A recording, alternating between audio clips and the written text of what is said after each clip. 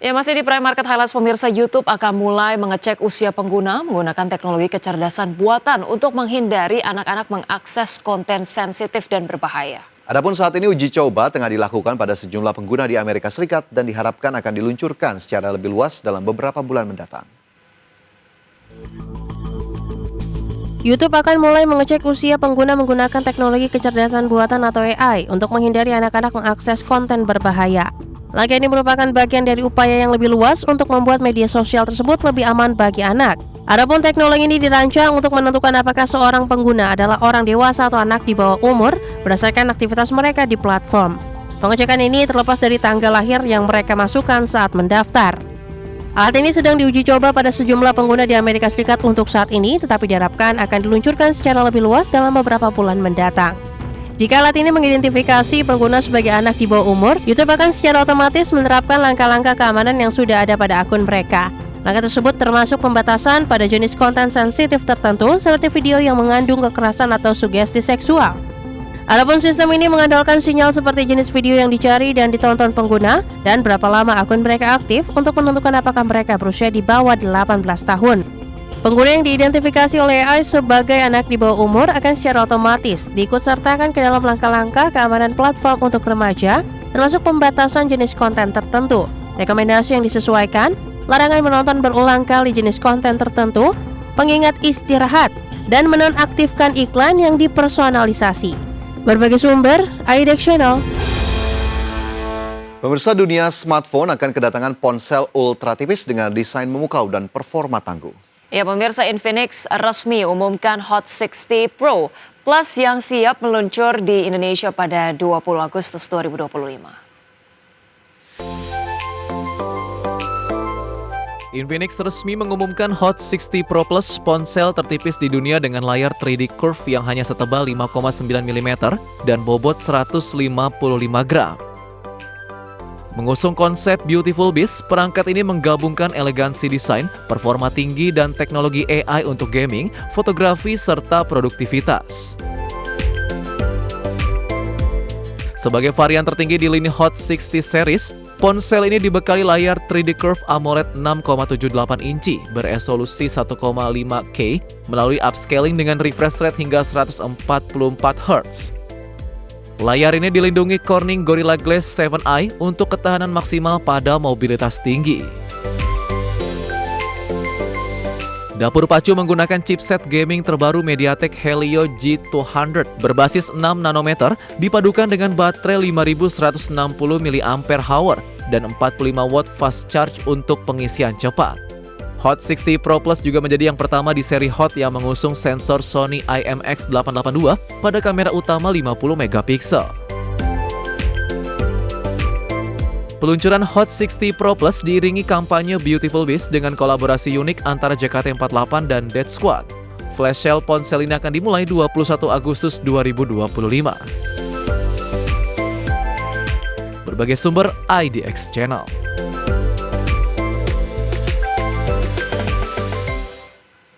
Pemirsa, Razer resmi memperkenalkan Wolverine V3 Pro 8K PC, mana ini merupakan controller terbaru yang ditujukan khusus untuk gaming di PC. Ya, mengusung teknologi canggih dan desain ringan, perangkat ini siap mendukung gaming kompetitif bagi gamer profesional.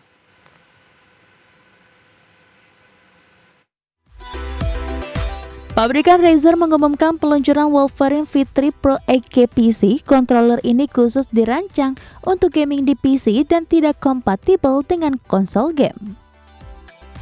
Wolverine V3 Pro 8K PC dirancang untuk gaming kompetitif, menyasar atlet e-sport dan gamer profesional dengan desain ergonomis. Bobotnya hanya 220 gram menjadikannya controller nirkabel paling ringan dari Razer. Pembaruan terbesar terdapat pada tombol dan thumbstick. Controller ini mengusung teknologi Razer Pro Hyper Tigers dan 80 Hz Hyper Polling. Teknologi ini memberikan input instan dan sangat responsif baik di mode kabel maupun nirkabel.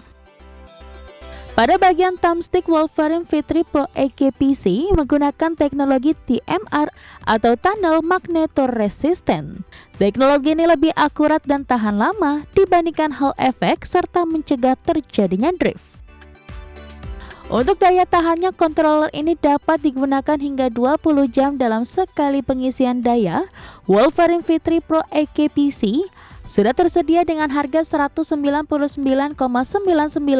Amerika atau sekitar 3,2 juta rupiah. Berbagai sumber, IDX Channel.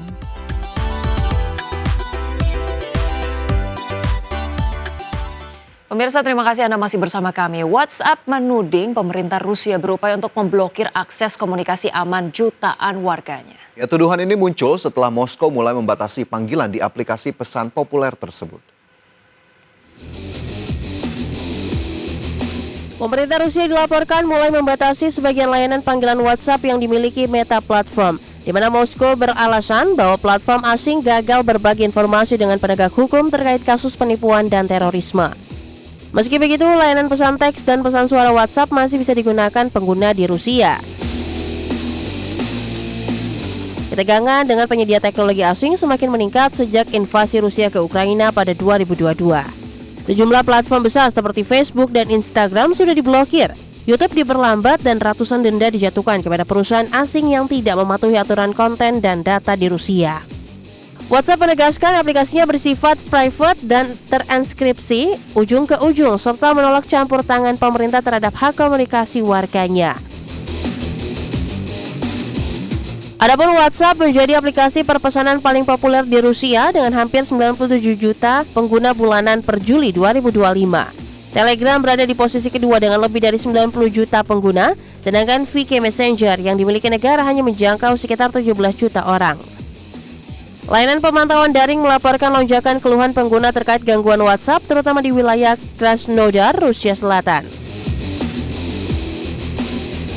Berbagai sumber, IDX Channel.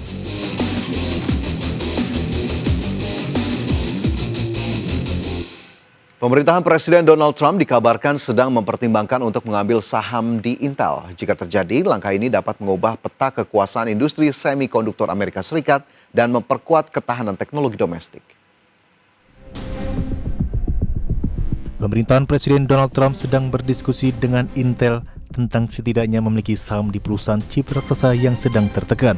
Langkah ini menggambarkan penekanan baru administrasi terhadap intervensi negara dalam sektor strategis untuk mengukuhkan produksi semikonduktor domestik. Berita ini muncul setelah pertemuan antara Presiden Trump dan CEO Intel di Butan. Kabar yang dilaporkan Bloomberg dan Reuters menyebabkan saham Intel melonjak lebih dari 7% pada transaksi reguler di hari yang sama. Trump selama ini terkenal untuk mendorong investasi pemerintah begitupun dalam industri kritis. Langkah serupa sudah dilakukan sebelumnya, termasuk kesepakatan penjagal emas pada US Steel dan aturan bagi Nvidia dan AMD dalam bisnis Cina. Intel dianggap sebagai aset strategis dalam rangka mengurangi ketergantungan Amerika pada Cina dan TSMC. Meskipun tentatif dan belum ada rincian resmi mengenai struktur saham atau nilai investasi, keputusan ini dikawal oleh pemerintah dan pasar. Jika terwujud, hal tersebut menandai kembali keran investasi negara dalam ekologi bisnis berbasis keamanan nasional. Berbagai sumber untuk IDX Channel.